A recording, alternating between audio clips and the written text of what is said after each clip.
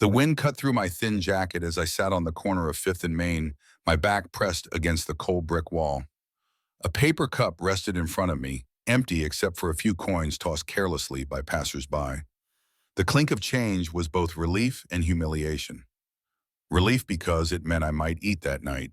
Humiliation because once, not long ago, I signed checks worth millions. People streamed past, eyes fixed on phones or hurrying steps. Some glanced at me quickly, then looked away as if ashamed to see me. Others didn't notice at all, like I had blended into the sidewalk. A child tugged on his mother's sleeve and pointed.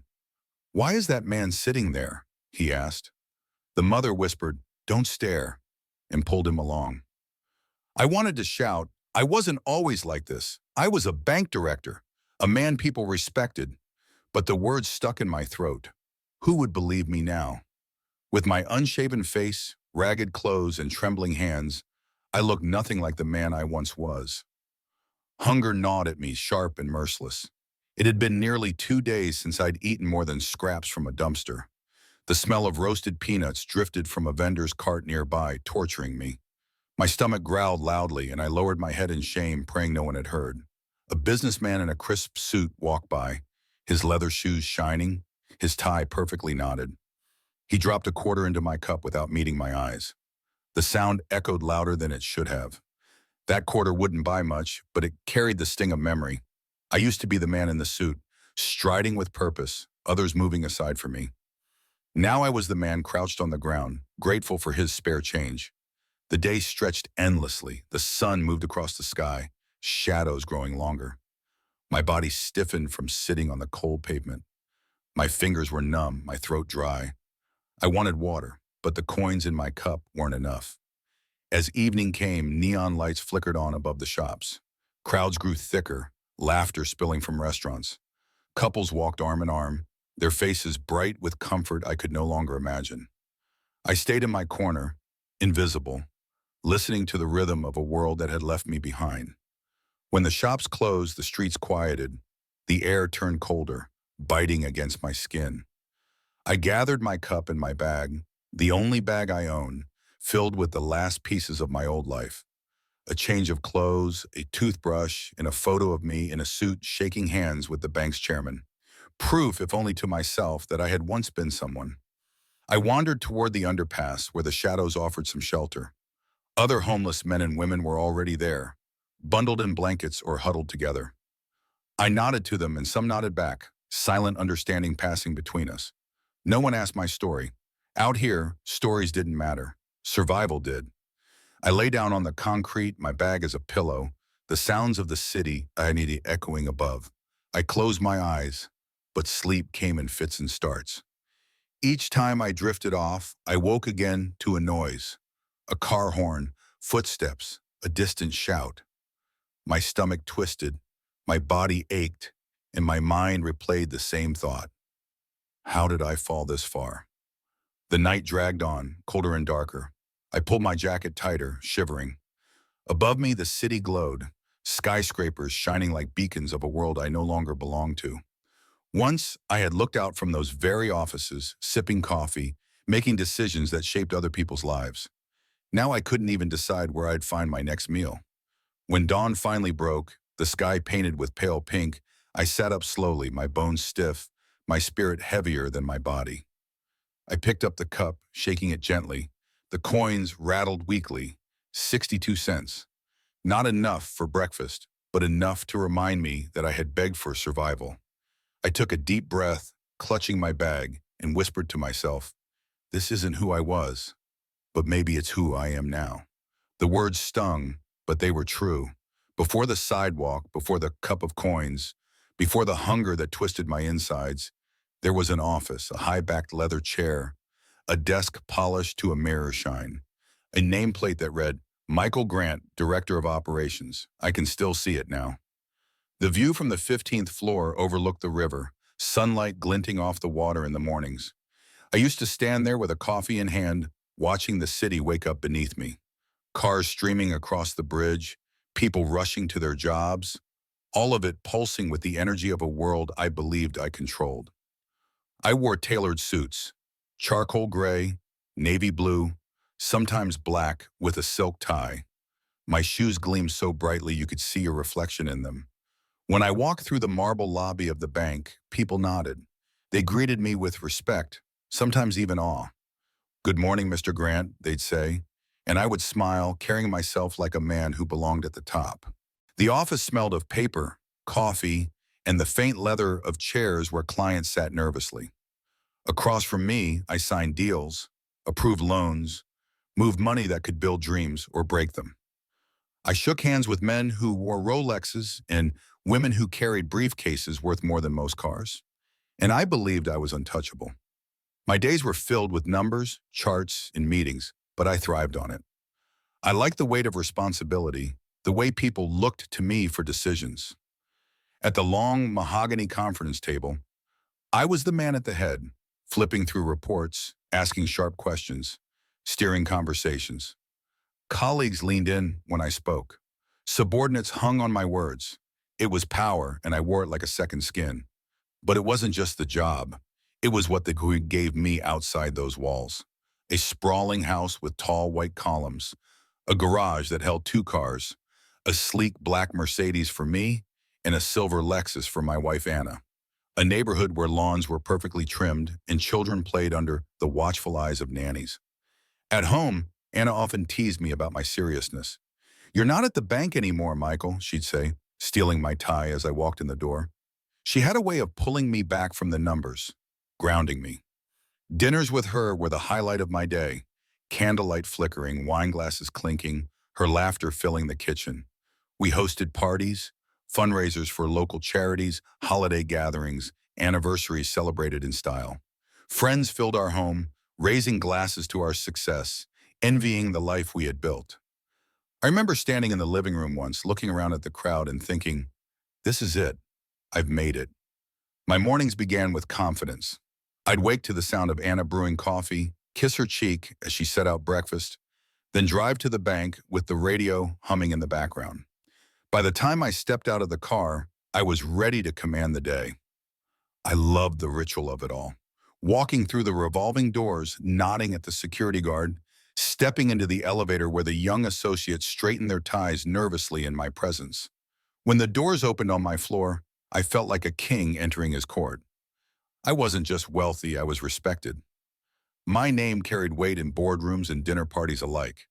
Parents told their children, work hard and you could be like Mr. Grant someday. I believed it too. I believed success was permanent, that it had built walls high enough to keep out misfortune. But walls built of money and titles are thinner than you think. Even as I sat in that leather chair, penning my signature across contracts worth millions, I never imagined how fragile it all was. That the same city I watched from my office window could one day pass me by without seeing me at all. That the same people who greeted me with respect would one day cross the street to avoid me. I can still feel the cool leather beneath my hands, the weight of the pen between my fingers, the sound of the clock ticking in that office. Sometimes lying on a cold sidewalk, I close my eyes and pretend I'm back there. Pretend the fall never happened. Pretend the director's chair is still mine. But when I open my eyes, there's no desk, no view of the river, just concrete, just strangers, just the reality of how far I've fallen. There was a time when I thought my life had reached its peak. Every morning felt like a victory lap. Every evening a celebration of how far I had climbed. Sitting in the director's chair was one thing, but living the life that chair afforded me, that was something else entirely. I remember the house most vividly. White columns in the front, a sweeping driveway where the Mercedes gleamed under the sun. Inside, polished hardwood floors stretched into rooms filled with leather furniture, artwork, and the faint scent of Anna's favorite lavender candles. The kitchen was always alive, sometimes with the aroma of home-cooked meals, other times with catered spreads for parties. It was a home designed to impress, but it was also where Anna and I laughed the loudest. Weekends were our sanctuary. On Saturday mornings, I'd find Anna sitting in the garden, trimming roses, a straw hat shading her face. I'd bring her coffee and we'd sit together in silence, just listening to the birds and the rustle of leaves. It was in those moments I realized success wasn't only in contracts or numbers. It was in the small rituals we shared. On Sundays, we drove to the shore. I'd lower the top on the Mercedes, and the wind would whip through our hair as we sped down the highway, music blasting from the speakers. Anna always sang along, her voice off-key but filled with joy. We'd stroll along the boardwalk, eating saltwater taffy, watching children run with balloons. People often recognize me, shaking my hand, congratulating me on the bank's success. I'd smile proudly with Anna by my side, thinking nothing could touch us. Our circle of friends reflected our place in the world. Other executives, lawyers, entrepreneurs, people who lived in neighborhoods like ours, drove cars like ours, dreamed dreams like ours. We gathered for dinner parties where the wine never ran dry, where conversations flowed about investments, vacations, and achievements. I can still hear the clink of glasses as toasts were made to our futures. Anna was the heart of those gatherings. She had a warmth I never quite deserved. Guests gravitated toward her laughter, her kindness. She softened my sharp edges, balanced the seriousness that came with my position. More than once, colleagues told me, "You're a lucky man." And I always agreed. Vacations were another reminder of how high we had climbed. Summers in Europe, strolling through cobblestone streets, dining in small cafes where we pretended to be locals. Winters in Florida, escaping the cold, lounging by pools under palm trees. Each trip was a marker of our success, a reward for years of hard work and long hours. At work, I was admired. At home, I was loved. In the world, I was envied. I thought I had achieved the perfect balance. But life at the top has a way of convincing you it's permanent. You stop imagining the fall. You stop believing it could ever end. And that's where pride seeps in. Looking back, I see the warning signs.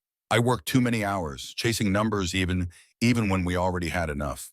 I dismissed Anna's gentle reminders to slow down, to savor what we had.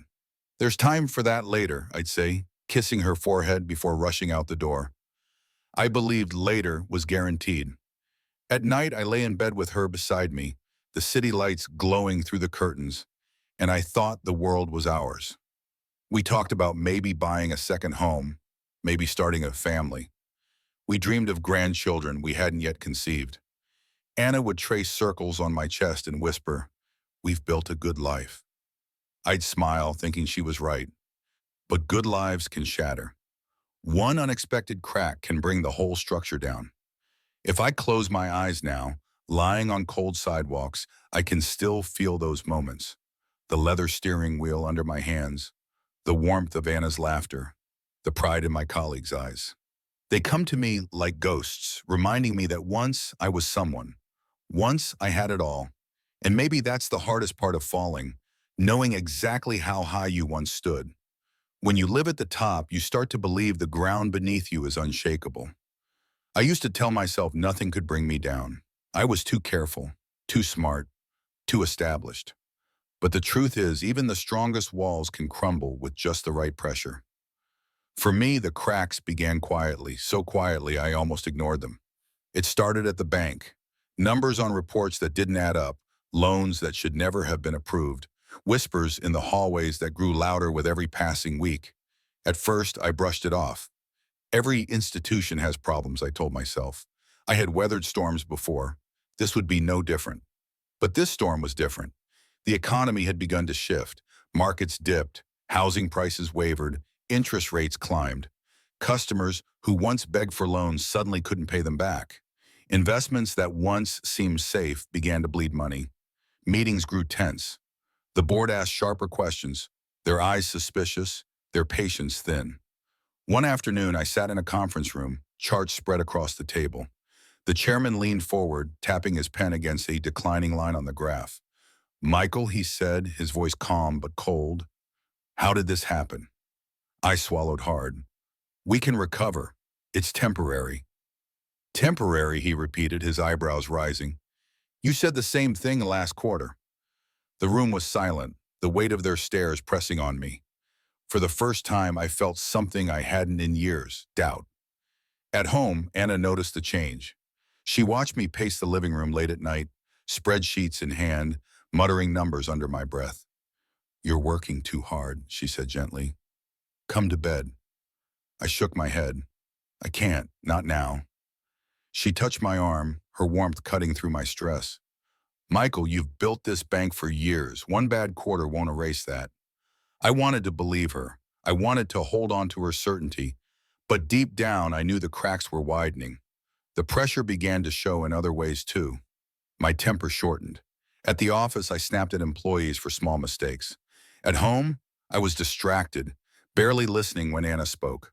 She'd tell me about her day, about the roses in the garden, or a book she was reading, and I'd nod absently, my mind locked on numbers and losses. One evening, she finally said, "You're not here anymore. Even when you're sitting right beside me, it feels like you're somewhere else." Her words cut deep, but I had no answer.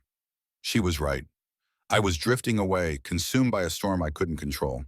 The media began to circle too.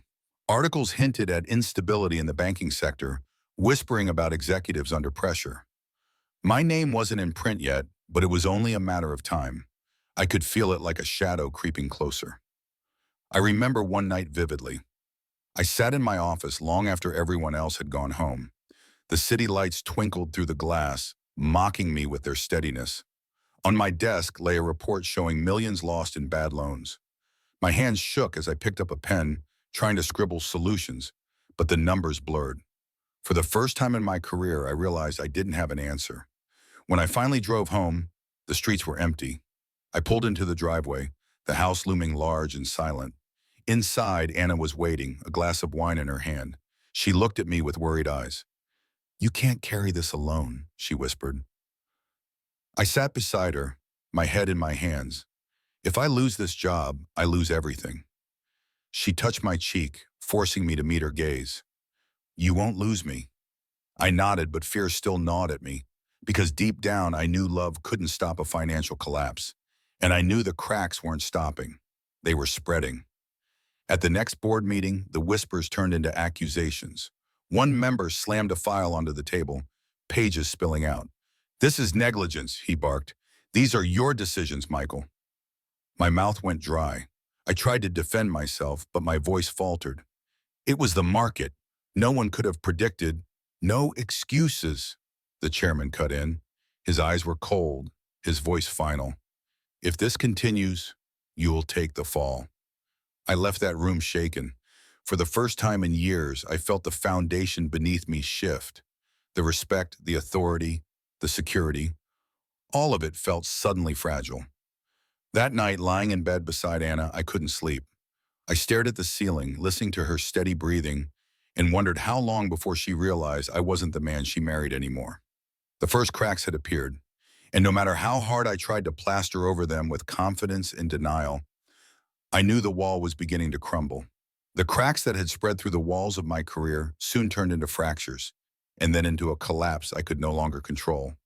For months, I told myself it was temporary, that the markets would rebound, that my experience and steady hand would see us through.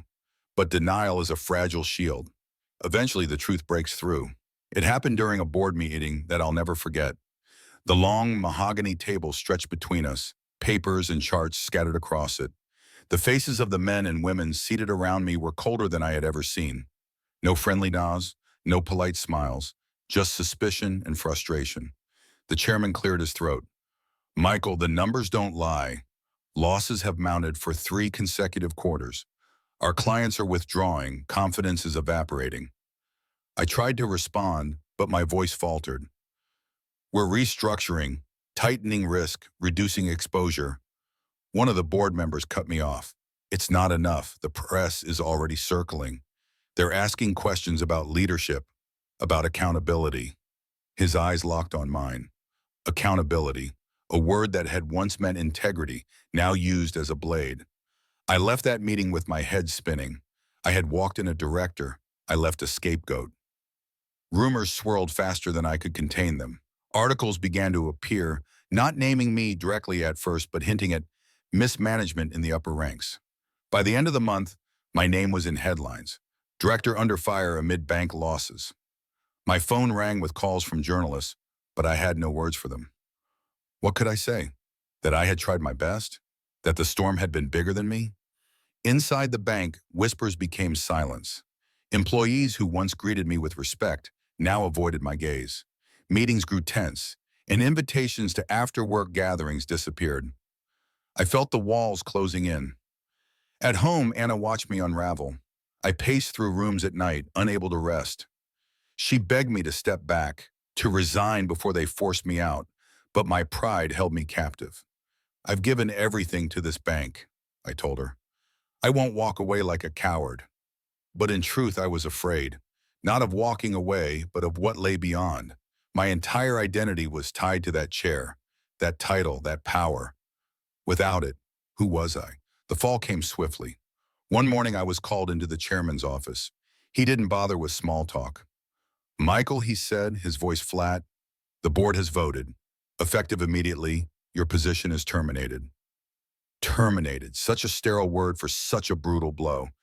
I remember walking out of that building for the last time, my box of belongings in hand, family photos, a nameplate, a few books.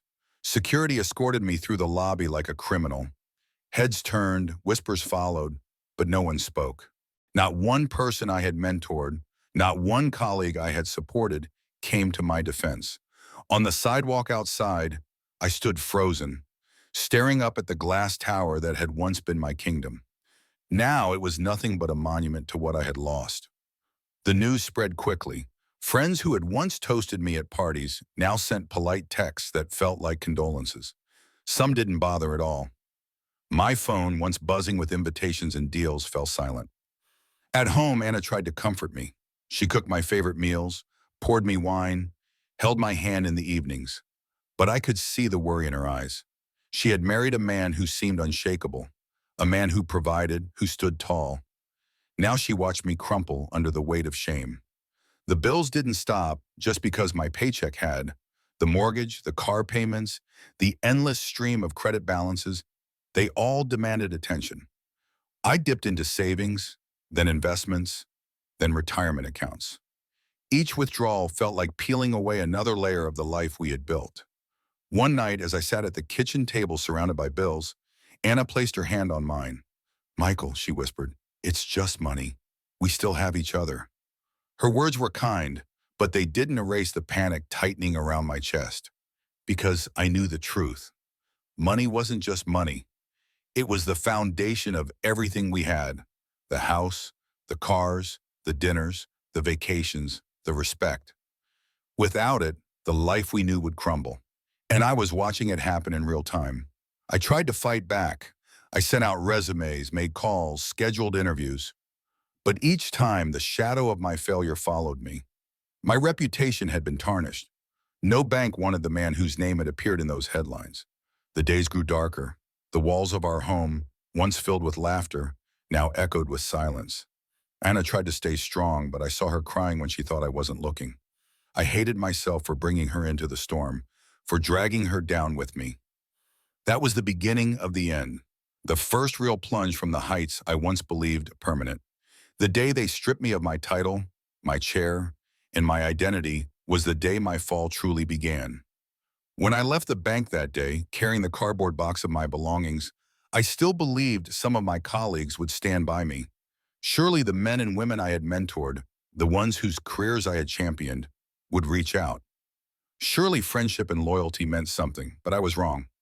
At first, there were a few polite calls. "Michael, I'm so sorry for what happened. It's such a shame. You didn't deserve this." Their words were sympathetic, but their voices were distant, cautious. They ended the calls quickly, bending as though afraid my misfortune might be contagious. Within weeks, the calls stopped altogether. I sent texts, short, hopeful messages. "Let's grab lunch. Would love to catch up. I could use some advice." Most went unanswered. The few replies I did get were vague. "Busy week, maybe next month. Hang in there." I could read between the lines. They were pulling away, building distance between themselves and the man who had fallen. I ran into one of my former colleagues at a cafe downtown. He spotted me before I spotted him. For a brief second, our eyes met, and I saw the flicker of recognition. But then, just as quickly, he turned, ducked his head, and walked out the door. No hello, no handshake, just avoidance. as if knowing me was now a liability. It hurt more than I expected. These were people I had celebrated promotions with, toasted at weddings, supported through personal crises. I had thought we shared something beyond business, but I learned quickly that in their world, loyalty only lasts as long as success does. The distance spread to our social circle too. Couples Anna and I had dined with, vacationed with, laughed with, they stopped inviting us. At first, they offered excuses. It's just a small gathering this time. We'll plan something soon. But the truth was clear. We no longer fit into their world of champagne and country clubs. Anna noticed it too. She tried to brush it off. People are busy, she said, forcing a smile. But I saw the sadness in her eyes when her phone stayed silent on weekends, when dinners for two replaced parties filled with laughter. She missed the friends as much as I did, maybe more. The isolation grew heavier when the newspapers published another article. Former bank director under investigation for mismanagement. It wasn't an official charge, just speculation. But speculation was enough. My name, once respected, was now tainted. Strangers whispered when they saw me. Old acquaintances crossed the street to avoid me. Even family grew distant. My younger brother, Mark, called once, asking how I was holding up. I told him the truth, that I was struggling, that I needed support. He mumbled something about his own financial worries, promised to call back. He never did. Anna tried to be my anchor. We don't need them, she said one night as we sat alone in our living room. We still have each other. I wanted to believe her, but the silence of our once busy house pressed down on me like a weight I couldn't shake. The financial pressure worsened the loneliness. Without my income, we began falling behind on bills. The mortgage loomed, car payments piled up, credit cards maxed out. I sold what I could, but it was never enough. Each time I parted with something, my watch, my suits, the Mercedes, it felt like tearing away pieces of myself. I went to the bank one last time, not as a director, but as a customer begging for leniency. The manager, a man who had once been my subordinate, greeted me stiffly. His smile was polite but strained. "I'll see what I can do," he said, his tone empty. I left the building humiliated, knowing I was just another problem to him, not the mentor who had once opened doors for his career. The loneliness became unbearable. Nights were the worst. I'd sit in the dark, staring at the phone, willing it to ring. Sometimes I scrolled through old photos, me at the head of the conference table, Anna on my arm at galas, friends clinking glasses at parties. Faces that had once surrounded me now looked like strangers. One evening I confided in Anna, my voice breaking. "They've all left, every single one. It's like I never existed." She squeezed my hand, her eyes wet with tears. "You exist to me, that's enough." Her words warmed me, but only for a moment, because deep down I feared it wouldn't be enough. Not against the mounting debts, not against the silence of lost friends, not against the storm that was only just beginning. I thought losing my job was the fall, but it wasn't. It was only the first push. What came after, the isolation, the betrayal, the slow erasure of my identity, was the real descent. The day we lost the house is burned into my memory with a kind of cruel clarity. It was a brisk autumn morning, the kind that once would have filled me with energy. The trees lining our street were painted in reds and golds, leaves tumbling gently onto manicured lawns. But instead of admiring the beauty, I stood at the window clutching a foreclosure notice, my heart pounding. The notice wasn't a surprise. We had been behind on payments for months. I had tried everything, selling off valuables, draining accounts, begging for extensions, but the numbers never worked in our favor. The bank had given warnings, each one sharper than the last. This time, the warning was final. Anna sat at the kitchen table, her hands wrapped around a mug of coffee that had long since gone cold. She stared at the paper in silence, her eyes hollow. I wanted to comfort her, to promise we'd find a way, but lies wouldn't help. We both knew the truth. When the men came, they were professional, efficient. They carried clipboards and spoke in rehearsed tones, telling us we had until the end of the week to vacate. Their words were polite, but their eyes avoided ours. To them, we weren't people losing a home. We were just another case number, another line in their workload. I tried to argue at first. "This is my house," I said, my voice trembling with anger. "I worked my whole life for this." The man shook his head gently. "I'm sorry, sir. There's nothing we can do." Anna's hand touched mine, steadying me. "It's over, Michael," she whispered. Her voice cracked on my name, and that broke me more than the notice ever could. We spent the next days packing what little we could keep. Boxes filled with clothes, kitchenware, photo albums. Each item we placed in a box felt like a defeat. Anna lingered over the photo albums the longest, her fingers tracing the smiles frozen in time. "At least we'll have the memories," she said softly. But even the memories felt fragile. I sold the last of our furniture for pennies, just enough to cover a few bills in a motel room for a short while. Watching strangers carry out our belongings, chairs where we had sat together, the bed we had shared, the dining table where laughter once rang, was like being robbed in slow motion. The final night in the house was unbearable. We slept on the floor, the rooms hollow and echoing. Anna lay beside me, but her silence was heavy. I stared at the ceiling, remembering all the nights we had lain there together, dreaming of the future. That future was gone now, scattered like the leaves outside. When morning came, we walked out for the last time. I locked the door, though it no longer belonged to us, and slid the key into an envelope for the bank. I stood on the porch one last time, looking out at the yard Anna had tended, the swing where she used to sit with a book, the driveway where the Mercedes once gleamed. It all looked the same, but it was no longer ours. As we drove away in our remaining car, a beat-up sedan I hadn't managed to sell, I glanced in the rearview mirror.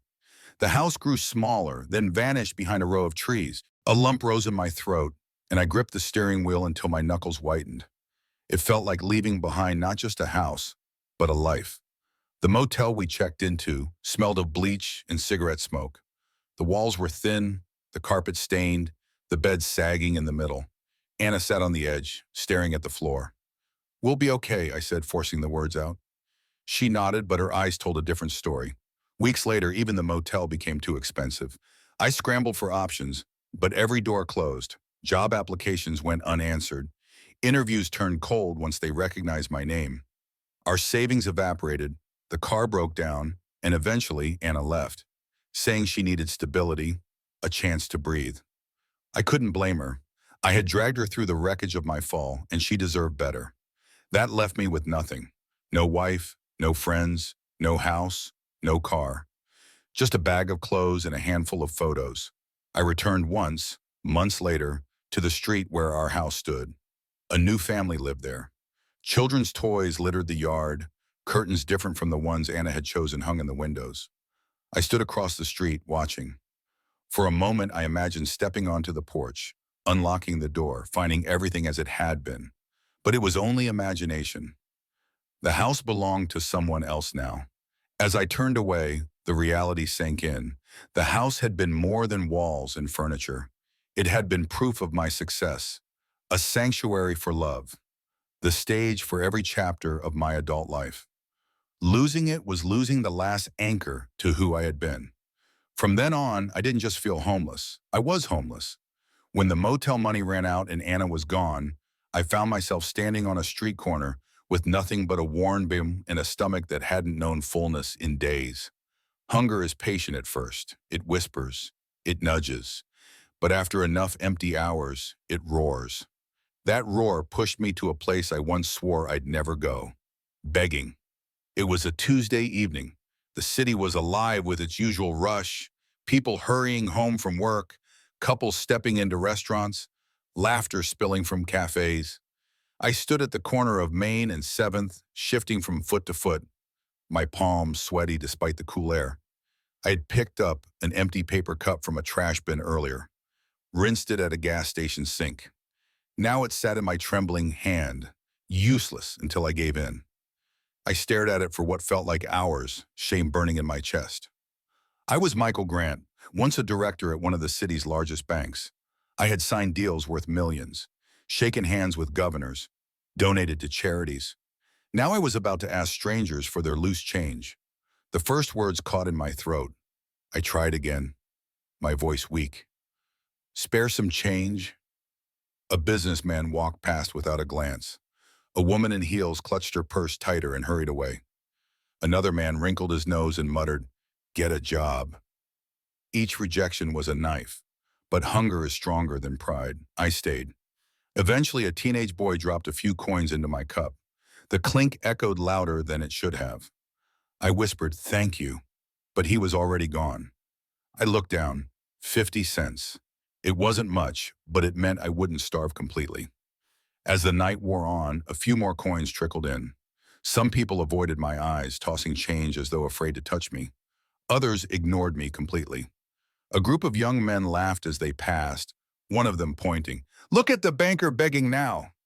They couldn't have known my story, but the words stung just the same. I wanted to disappear, to melt into the pavement, but I couldn't. Hunger rooted me to that corner, humiliation dripping with every second. When the restaurants closed and the streets quieted, I counted my earnings, $2.37, enough for a small sandwich at a convenience store. I bought it quickly, ate it slowly, each bite filling but painful. Painful because it reminded me of dinners with Anna, of wine and steak, of candlelight and laughter.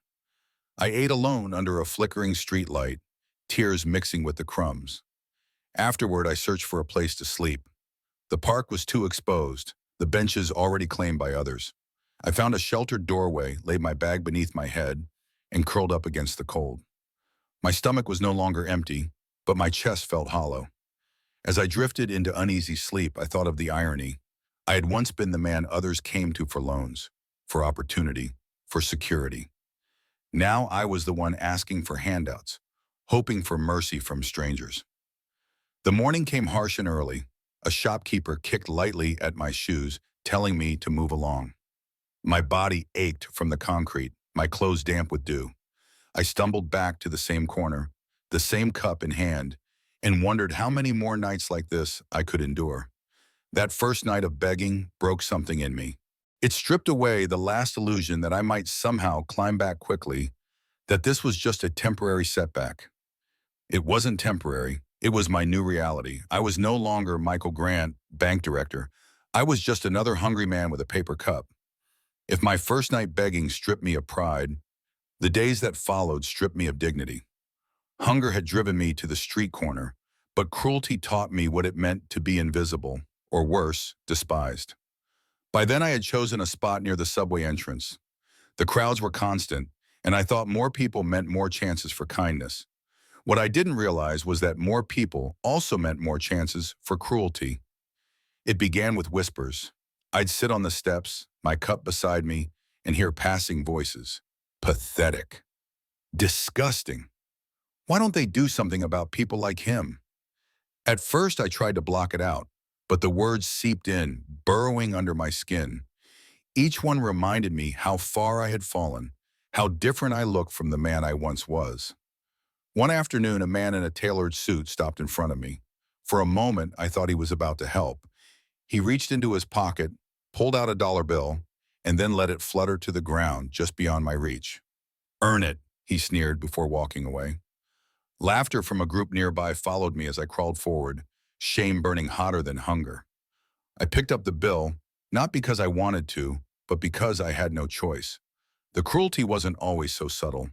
A group of teenagers once surrounded me, their laughter sharp as knives. One snapped a photo with his phone. "Smile for Instagram, old man," he jeered. Another tossed a handful of coins at me like I was an animal at a zoo. The coins bounced off my shoulders, clattering onto the pavement. They howled with laughter as I sat frozen, my face hot, my chest aching. The photo probably still lives somewhere online, a joke for strangers to scroll past. Another time, a woman dropped a sandwich into my cup. Relief surged through me until I bit into it and realized it was filled with nothing but dirt and scraps. Her friends cackled as I spat it out, gagging. My hands shook as I hurled it into the trash. Hunger screamed inside me, but humiliation screamed louder. The worst part wasn't even the cruelty itself. It was how easily people joined in. A man would mock me and others would laugh. A woman would sneer and strangers would mow as if agreeing. My fall wasn't just personal. It had become entertainment. At night, lying in doorways or underpasses, I replayed the voices in my head. Pathetic, worthless, trash. They became louder than the traffic, louder than the city itself. I started to believe them. I told myself I deserved this, that maybe this was punishment for my arrogance. For the years I thought I was untouchable. But even in those moments, a small part of me resisted. A flicker of the man I had been whispered, "You were someone once. You mattered." I clung to that whisper, though it grew fainter with every cruel word hurled at me. One evening, I sat on the subway steps as commuters hurried past, my stomach twisted, my throat dry. A little girl walking with her father slowed down, staring at me. Her father tugged her hand, whispering, "Don't look." But she didn't look away. She reached into her pocket, pulled out a crumpled bill, and placed it gently in my cup. "Here," she said softly. Her father pulled her along, embarrassed, but I sat frozen. Tears welled in my eyes as I clutched the bill. It wasn't just the money, it was the humanity. After days of cruelty, one act of kindness broke me. That night, I lay under the bridge, clutching Rachel's photo and the crumpled bill, whispering, "I'm still here. I'm still human." But my voice trembled because I wasn't sure I believed it anymore. Cruelty had nearly broken me. After enough days of laughter at my expense, of mocking words and fake charity, I started to see myself through their eyes. A failure, a burden, less than human. I carried that weight like an anchor, dragging me deeper into despair. Then one morning something shifted. Not the world, not my circumstances. Those were still as bleak as ever. The shift was small, almost invisible, but it came in the form of a coin dropped into my cup, and the moment changed me. I had chosen a corner near a diner, hoping the smell of coffee and bacon would make people more generous. My stomach was growling so loudly I thought it might speak before I did. Hours passed with little more than a few nickels and dimes clinking into the cup. The shame of sitting there was as sharp as ever. Around mid-morning, a boy walked by with his mother. He couldn't have been older than 8. He held her hand, his backpack bouncing on his shoulders. As they passed, his eyes landed on me.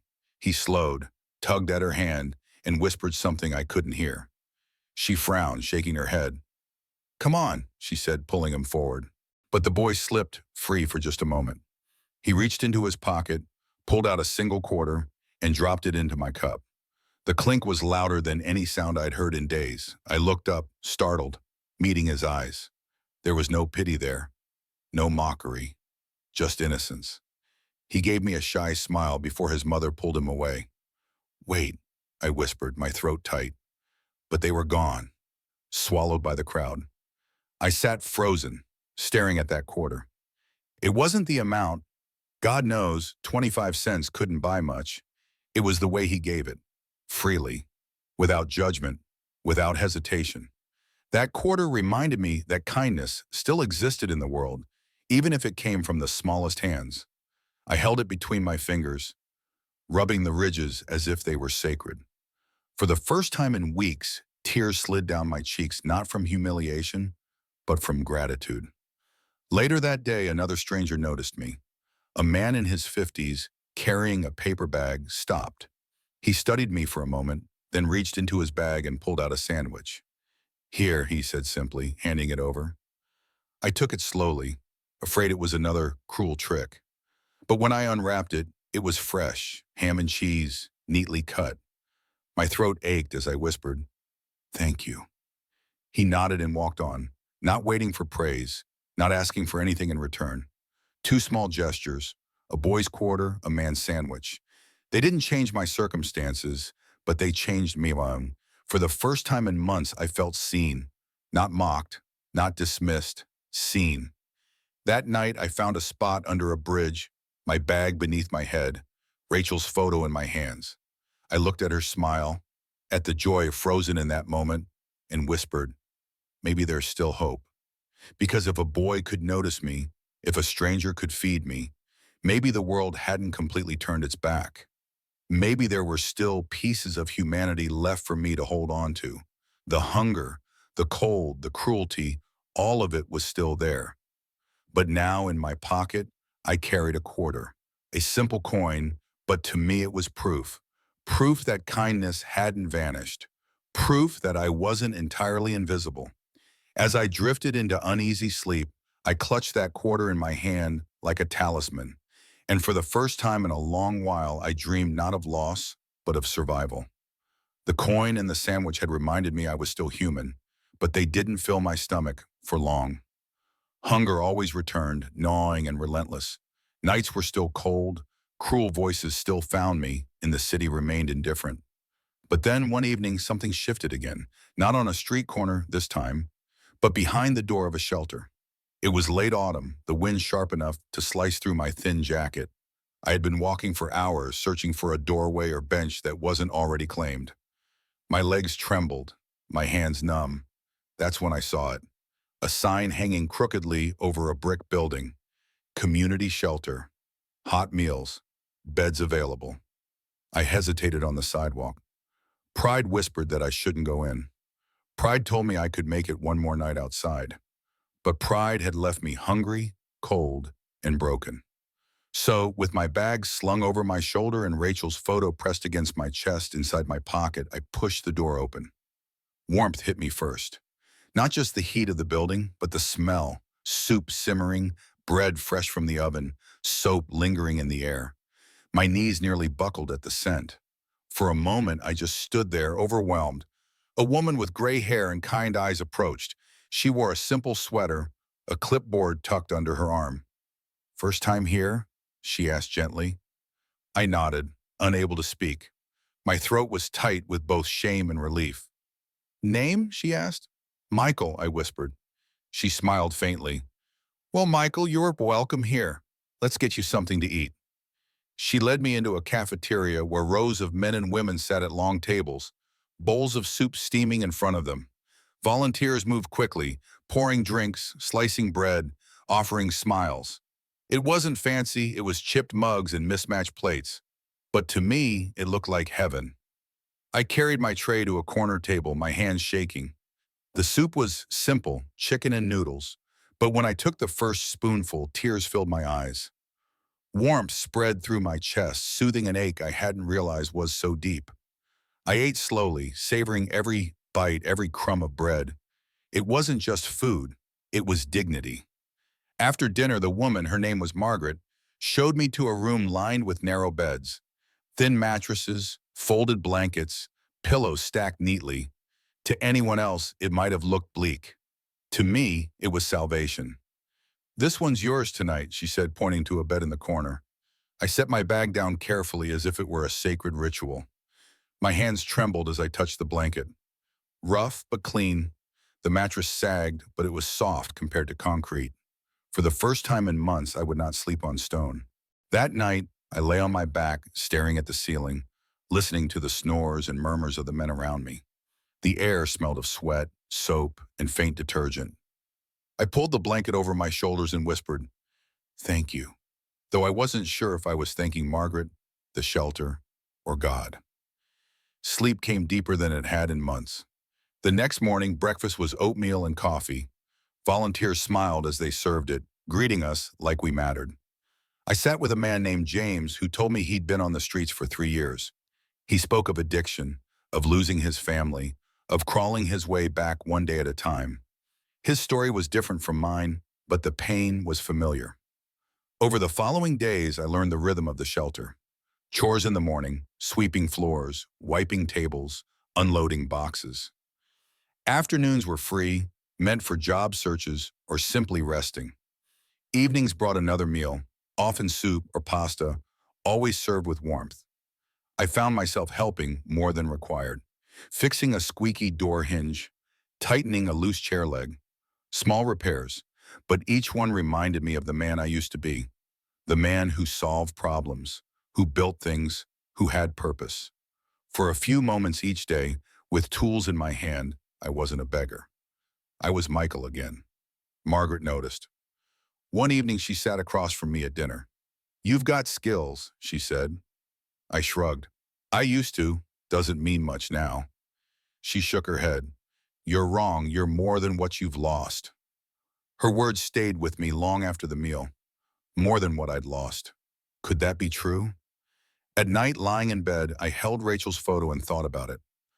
I whispered to her, "They see me here. They treat me like I'm still someone."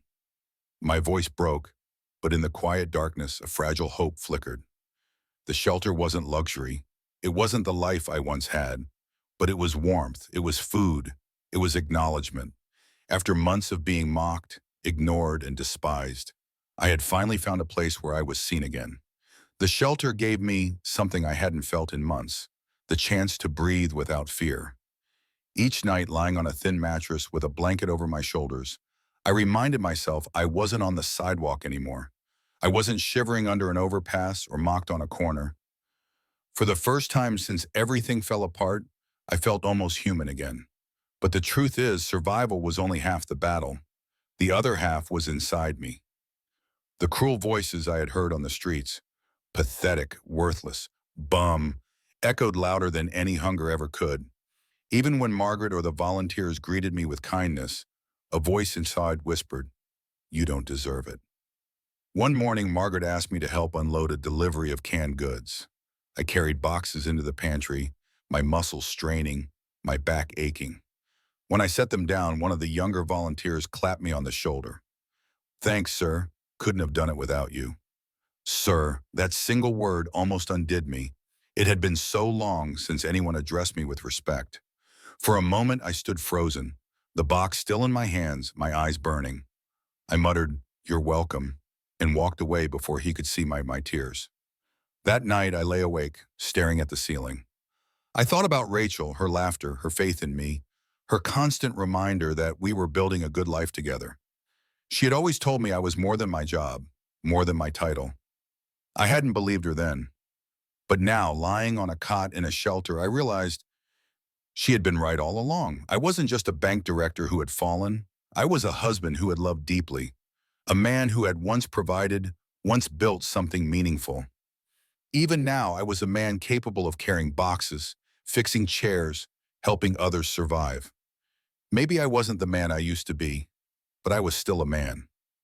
The next day, as I sat outside the shelter with Rachel's photo in my hand, a boy walked by with his mother.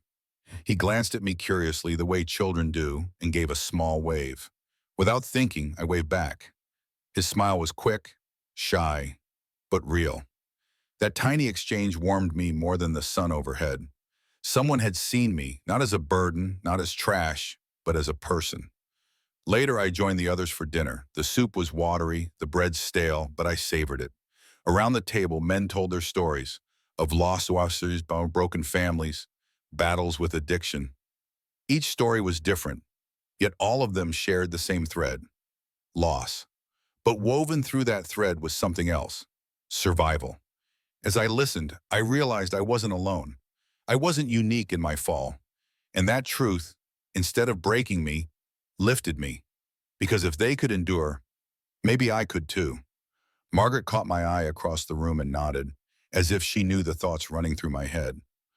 "Still with us, Michael?" she asked with a small smile. I nodded back. "Still here." Those words stayed with me all night. Still here. When dawn came, I stepped outside and watched the city wake. Cars honked, people hurried, life moved on. The world no longer bowed to me, no longer listened to my commands, but it hadn't erased me either. I was still breathing. I was still standing. I thought of the man I once was, sitting in a leather chair, penning signatures that moved millions. That man was gone. But the man who remained, ragged though he was, still mattered. Not because of money or power, but because he was alive, because he had endured. I whispered to the photo in my pocket, "Rachel, I'm still here. I'm still a man." For the first time, I believed it.